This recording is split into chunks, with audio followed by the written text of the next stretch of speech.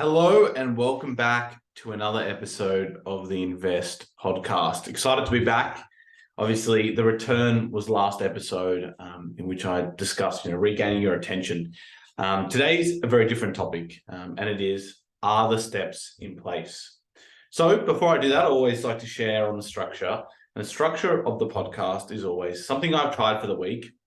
Now I've got a new segment to add in, which is shout outs and gratitude. Then it's actually getting into our topic. So let's start off what my thing was for the week. And often my thing for the week is something that I've done to invest in myself. So last week I spoke about just waking up 1 hour early into my morning wake up. And with that 1 hour, I have now developed, which is my thing of the week, a bit of a routine. And in that routine is a little bit of exercise to get moving.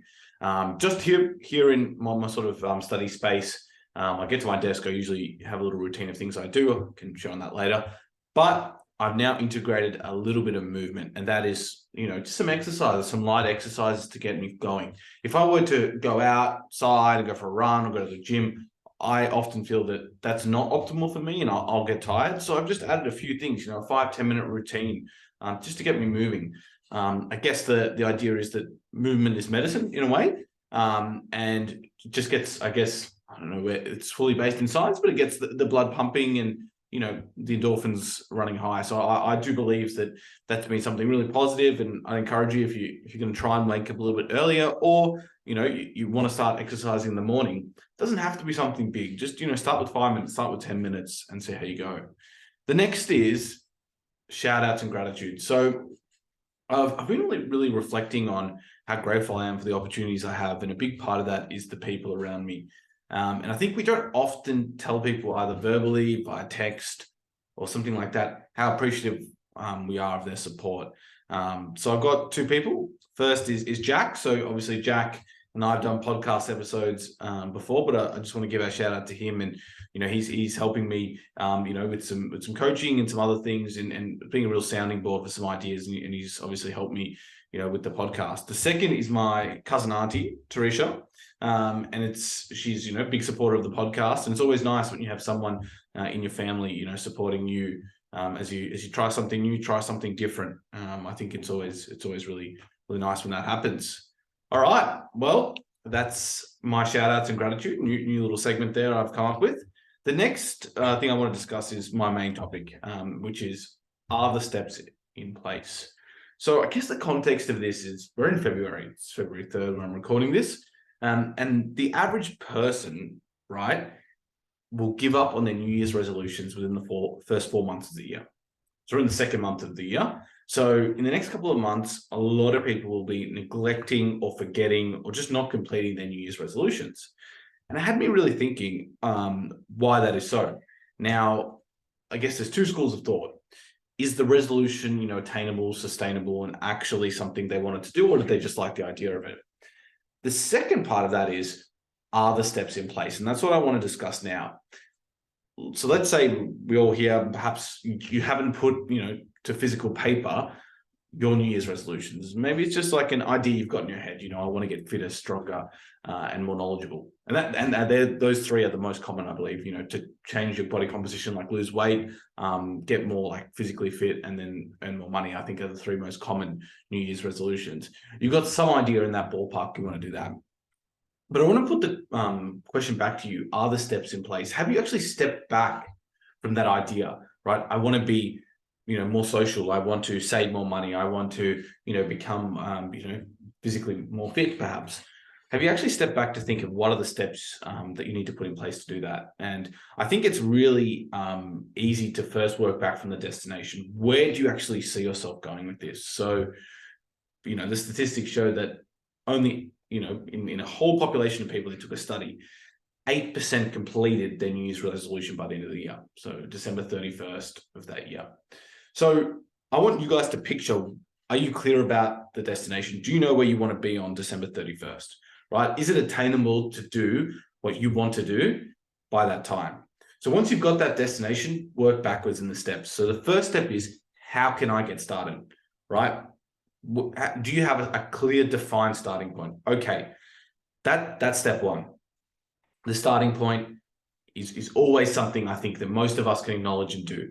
But where it gets challenging is when, as the research shows, by that second, third, fourth month, you've gotten started and you hit this sort of resistance phase, or perhaps you're bored, or you're not excited by that prospect or that goal anymore. What can you do? And I think the clear steps after acknowledging the destination and maybe visualizing that or creating a reminder of that destination often, whether that's setting, a phone, screensaver, having, I guess, a number that keeps flashing up, or some reminder that you have of that destination. That's only one aspect of it. I think you need to have a deeper level of step. And that is what I find great is accountability. Having, maybe it's a coach, a mentor, a friend, a partner, someone that you perhaps can hold you accountable. The challenge with that is often when we tell people our goals, the neurochemistry sort of, what happens when you tell someone your goal, it sort of mimics almost completing the goal. You feel so excited by telling them that it almost feels like you're completing it already. And the challenge to that is you have to structure that conversation with that person, or some way or some system you found of accountability, by just merely saying, I need you to ensure I do this. So let's say for me, right, I want to, lift a certain number in the gym. I need to somehow, instead of saying, I want to lift this number to my friend, I need to say, hey, I need you to keep me accountable, just check in on me. I really want to, get to a certain point in the gym. Can we have it like a check-in now and then when we catch up and see how I'm going? And I think that stimulation is far superior than just telling someone I want to, bench press 300 kilos. Obviously, it's not my goal, but it's going to be more sustainable in terms of accountability. So that's first step. So recounting, first step, picture the destination, remind yourself of the destination. Second, accountability. Third is to perhaps outsource this process. Now, I think if a goal means enough to you and you really want to achieve it, perhaps investing, remember that's financially, with your time, in someone external to come in and guide you through it, right? So I think that's a bit different to accountability. Accountability is someone or some process, whether that's, a journal, a diary, a log, or a person keeping you, hey, are you on the track, to taking it and being like, look, I know kind of how to get started, or maybe you don't even know how to get started, and being like, this is my goal, help me do it, right? So if it's to run a marathon, maybe you need a running coach. If it's to play a musical instrument, maybe you need a music teacher. And for those two examples, maybe you don't have the resources or the facilities to learn on your own. Now, of course, it's possible we can learn through YouTube, we can make our own running programs, you can make your own gym program, you can just, show up to the gym and get moving. That is better than nothing. But I think if you have a goal, you need to really outsource the thought process and perhaps the actual, periodization of how you're going to achieve this to someone that perhaps knows what they're doing, that knows that goal more intimately. And I think a good rule of thumb with that, and finding someone or a program or something, would I swap places with that person or this company or whoever you're getting to help you to get to where they are, right? So for example, if you're going to bring on a running coach for that marathon example, well, would I switch places with them to be able to do what they do? And, if the running coach is a 10-time marathon runner, well, yes, I would switch places with them to achieve my goal. And I think always thinking like that makes that conversation easy when you're getting, getting towards investing maybe your money or your time into that outsourcing. So I think that's really clear. And I just want to, keep coming back to this. When you have conversations with your friends or your network, it's so important. And I think we need to normalize the ability of keeping your friends accountable, or pushing your friends to then go and seek counsel on things, right? I think too often people will come to their friends and they won't want to talk about, running, fitness, health, financial situation. They're studying, what are they studying, maybe what their apprenticeship is, whatever it is. They don't like to talk about it beyond the surface. It's always, good, work's been busy, right? But I think going deeper and being like, wait a minute, you said that you wanted to start doing, going for a different role at work. Did you end up applying? I think questions like that on a deeper level is something we need to normalize. And even to a certain extent, telling your friend, look, you need to get a coach or you need to get someone to help you. I think there's some things that I really think are important. Okay, well, that's my discussion on that topic. And as some of you know, I do freestyle, so I just write down a topic and everything just flows from there. So hopefully that all made sense. So just to recap, as I do my summary of the podcast episode so far. So my thing of the week, something I've tried to invest in myself, is trying to do a little bit of morning exercise, just in my study space, doing some, jumping jacks, squats, push-ups, something like that, right? That idea that some movement is better than none, and I don't want to tire myself out, so I'm just doing something to stimulate, my morning.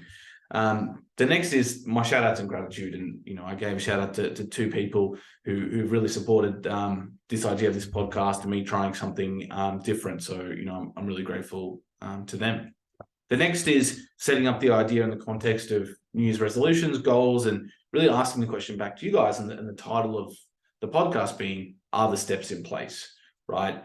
Do you, and those 3 steps that I broke it down into is reminding yourself of the destination or being clear about the destination in the first place. Second, finding an accountability partner, system, friendship, whatever it is. And third is outsourcing, because sometimes we're just not able to do it alone. And maybe we do need someone who's been through that or been through that goal to help us get through. So I think they're the 3 things that I could see, that could really help. And I hope it does. So, end of the episode, please let me know what else you'd like to hear, and any feedback you all have. I really appreciate the people that do listen and care about some of the discussions I'm having. So, really appreciate it. See you all in the next episode.